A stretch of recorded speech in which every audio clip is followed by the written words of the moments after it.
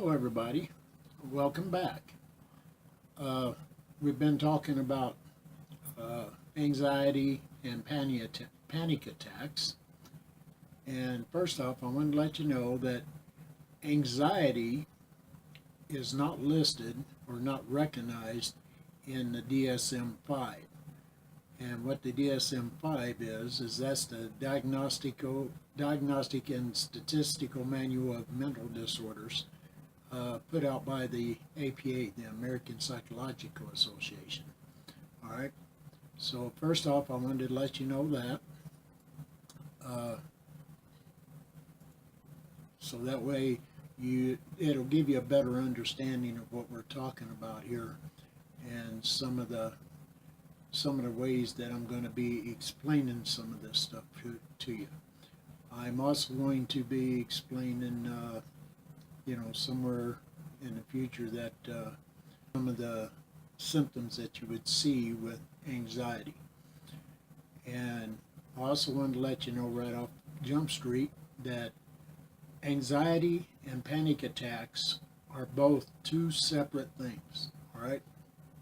Uh, where anxiety is not recognized in the DSM-5, panic attacks are, okay? So panic attacks are actually what you would consider a mental dysfunction, whereas anxiety attacks, as I said in my other video, uh, as I kind of touched on, it's kind of a learned behavior, okay? That anxiety is generally classical conditioned into us, uh, where classical condition can lead to good traits. It can also lead to bad traits, depending on how you were raised, how much you were preached at about certain things being bad for you. Certain things can happen to you, you know, the kind of beware of stranger danger type thing, okay? These are things that are classically conditioned in you. And then also, again, anxiety can also be vicariously conditioned, which is, as I explained in the other video, that's where somebody keeps talking about a horrible event that happened to them, uh, maybe when they were young or something like that, and they keep talking about it. Every time you see them, they talk about it and talk about it. Uh, you can develop anxiety from that, and that's called vicarious conditioning, okay? Even though it hasn't happened to you, that can make you feel fearful of a lot of things. Uh, the thing with anxiety attacks is we pretty much bring them on ourselves, okay? Uh, if we think about something that we have to do, say like a higher up in a company is thinking about his day, how his or her day is going to go at work. And he knows that there's a couple of people there that he or she knows there's a couple of people there that stress him out. And the more they think about that before they get to work, uh, the more they start setting themselves up for an anxiety attack, okay? Because as they're thinking about it before they go to work, they start becoming anxious. And when they get to work, if they run into the two employees that he or she knows is the ones that cause them a lot of stress, they can go into an anxiety attack once they see these people. This can also happen with employees themselves. If for some reason they don't get along with their supervisor, foreman, manager, whatever on the higher levels, they can start thinking about it before they go to work. You know, oh God, so and so is going to be there. Oh God, this is going to happen. That's going to happen. oh Lord, I really don't want to go to work today because I know this is going to happen, that's going to happen, and the other. And I'm going to end up having anxiety and all this and that and the other. And then when they get to work and they see that higher up, their anxiety is already, they already set themselves up for an anxiety attack. Okay? And when they see that person at work, they're going to instantly start, the fear is going to instantly increase on them. And they're going to start thinking, oh my God, why did I come to work? He or she's here. I know what's going to happen. See, they've already set themselves up for an anxiety attack. And now they're going to have one, most likely. Okay? Because they made themselves so anxious before they came to work. So with anxiety attacks, anxiety and anxiety attacks, we basically bring them on ourselves. Okay? It's hard to tell the difference between an anxiety attack and a panic attack because they have the same symptoms. A panic attack has a few more than what an anxiety attack has. A panic attack can be very debilitating. An anxiety attack can bring on a panic attack, okay, especially if you're prone to panic attacks. There are several things you could do, and we will get into some of that a little bit later on. With anxiety, some of the symptoms would include like fatigue, restlessness, irritability, stuff like that. And it gives you an uneasy feeling. And but panic attacks come on gradually. And that's what I was talking about how a higher up in a business can set themselves up to have not a panic attack, but to have an anxiety attack because they do come on gradually. So before they come to work, if they're thinking about certain situations and stuff like that that's going to make them anxious, certain employees that stress them out a lot, that's going to make them anxious. When they're thinking about that before they come to work, they're gradually starting that anxiety attack. Okay, and the same thing with the employee, as I mentioned, when the employee has a problem with people higher up or even coworkers, and they stress themselves about coming to work, they're constantly thinking on the way to work that something is going to happen. They're going to see this person, and they're going to have an anxiety attack. And they tell themselves they're going to have an anxiety attack. So that's what I mean by anxiety attacks generally come on gradually. And because people set themselves up for it. Okay? The symptoms, like I said, the symptoms to an anxiety attack are extremely similar to a panic attack. And as I said, it will get into that. Panic attacks typically are related to something that somebody perceives as stressful or even threatening, or even life-threatening, especially when it's not, okay? Some of these situations aren't life-threatening. Some of them aren't threatening at all. Some of them aren't that stressful. I mean, yes, there's a lot of things that can stress a person out. And I understand that because I go through it myself. It's how you handle the stress of the situation or even the object, the situation or even the object. It's most of those are not going to be life-threatening. They're not necessarily going to be anything that's stressful enough to cause an anxiety attack, unless you make it that way. For example, when I go to work, I know there's some things at work that's going to stress me out. I'm going to be listening to problems, that some people have and stuff like that. And I try to give some people some advice, on some things that they can do to eliminate some of their stress. And as I say, a little stress is good for you because a little stress can keep you out of trouble. Okay, but a lot of stress uh, can cause you anxiety. A lot of stress can cause you a lot of physical problems, internal problems, problems with your heart, can lead to respiratory and stuff like that. So you need to start thinking, and as I said before, it's all in the brain. Okay, it's all a brain thing. It's all the way you think. Okay, even though an anxiety attack is not recognized in the DSM-5, uh, there are things that you can do, such as breathing exercises when you feel one coming on. You're going to feel it coming on because you're the one creating it.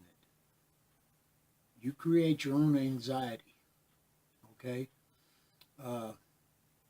If you have anxiety, say about spiders, okay, because you were always told spiders are dangerous, spiders are deadly, uh, and you've never really encountered one, you develop a fear for one anyway, okay? Classical conditioning, excuse me, and you develop a fear for it anyway. So if you get in an area, uh, say like around some hedges, like I have out here, and you see all these spider webs in them, okay, you're probably not going to go near those hedges because you're scared of those, you're afraid of those spiders, all right? Uh, the closer you get to those hedges, the faster you're going to start, the faster you're going to start breathing, the faster your heart's going to start beating, uh, because you're thinking about the fear of what you were told about what those spiders are going to can do to you. All right.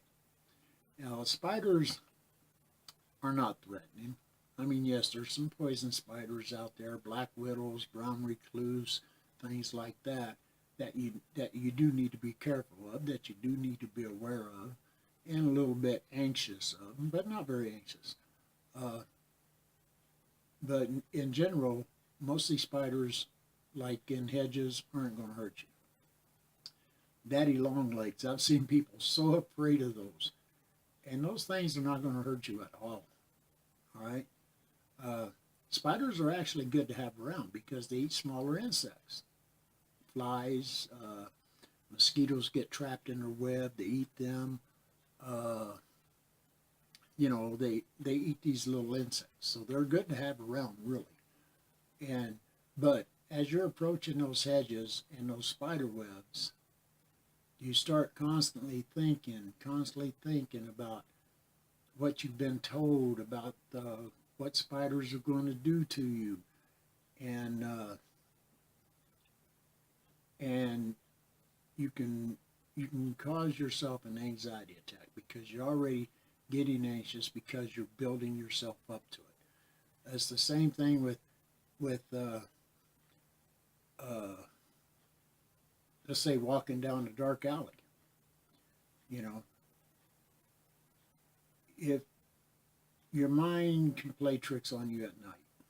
So if you're walking at night, you see something out of the corner of your eye, in your peripheral vision, you see something move, or you think you see something move. Okay, your mind is going to start thinking that something's going to happen to you, that something bad is going to happen to you, and you start feeling anxious, and your heart starts to beat fast. You start breathing a little harder. The fear starts building. Then all of a sudden you're going into an anxiety attack. So you try to run to get through that alley as quick as you can, or you turn around and go back the other way to get out of that alley. In the meantime, you think you're having a heart attack. Okay? You're having an anxiety attack. You brought it on yourself. And that's what I'm trying to say. Uh, Things like anxiety attacks, they're, let me get a drink. Uh, Things like anxiety attacks, excuse me, becoming real anxious and things like that is stuff that we bring on ourselves, okay? And, oh, let me see here. There is a long list of symptoms for anxiety. And I've made note of them so I can give them to you, such as emotional apprehension and worry, distress, restlessness, fear, fear of dying or losing control, fear of failure, a sense of detachment from the world, heart palpitations, accelerated heart rate, chest pains, shortness of breath, thickness in the throat, feeling like you're choking, dry mouth, sweating, chills, trembles, shaking, things like that. I did mention a couple that's not actually in there, and one of them is the fear of dying or losing control, and the sense of detachment. That is on the panic attack side. And so that was my fault for giving you wrong information on that. But anyway, some of the other symptoms of anxiety attacks are sweating, chills, hot flashes, trembling, shaking, numbness, numbness or tingling, nausea, abdominal pains, or upset stomach, headache, feeling faint or dizzy. Okay, these are all signs of anxiety attacks, and the ones for panic attacks are all the same, with the exceptions of the emotional apprehension, the worry, distress, restlessness. Those are not typical signs of panic attacks. But everything else that I had mentioned are signs of panic attacks. So you can see there's 3 or 4 different ones that aren't signs of panic attacks, and there's 3 or 4 different ones that are not signs of anxiety attacks. So it's really hard to differentiate between the two, because all the rest of the symptoms are all the same. So, a lot of the risk, there's a lot of risk factors that you could have an anxiety or a panic attack, but panic attacks, like I say, we're going to go into later on sometime. But there are risk factors for anxiety, and such as experiencing trauma or witnessing traumatic events, which either as a child or an adult, which is also the same thing, one of the same risk factors for becoming PTSD that we talked about in earlier videos. Experiencing stress and worries at work or in family or in any type of relationship, stress or worries that you're not going to get something done that you're being told to do and stuff like that. These are some of the risk factors. Living with a chronic health condition, life-threatening illness, having an anxious personality, even having a different mental disorder, okay, different mental dysfunction. These are risk factors of having anxiety. Having close family members who've experienced anxiety or panic disorders, drug abuse and alcohol abuse. Shoot, even being a woman can cause anxiety.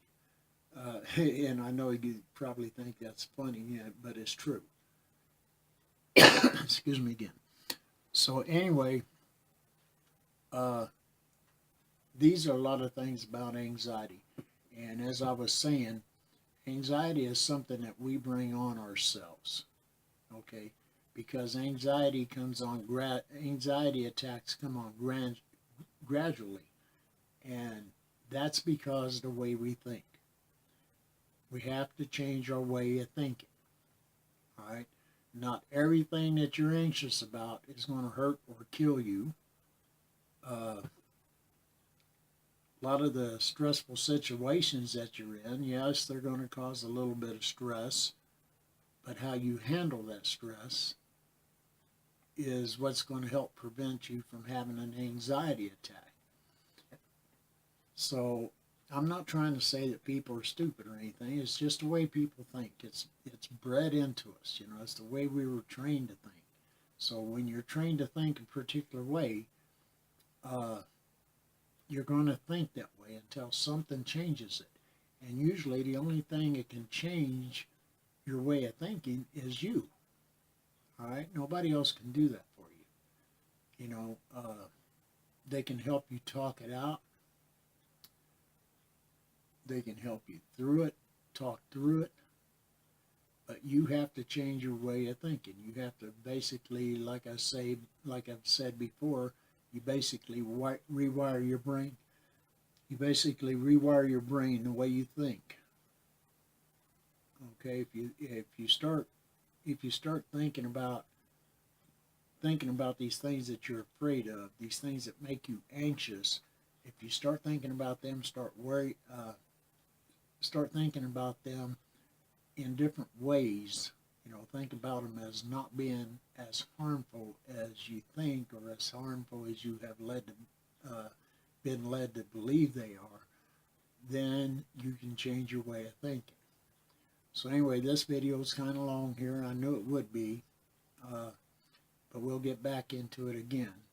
So for now, for tonight, I'm going to say, you know, leave me a comment down below. Give me a thumbs up. Subscribe if you haven't. I'd love to have you subscribe and check out my videos. I'm going to be putting more on here, more and more on here. It's going to get really hot and heavy, and I'll see you later on, okay, in the next video. So for now, bye-bye.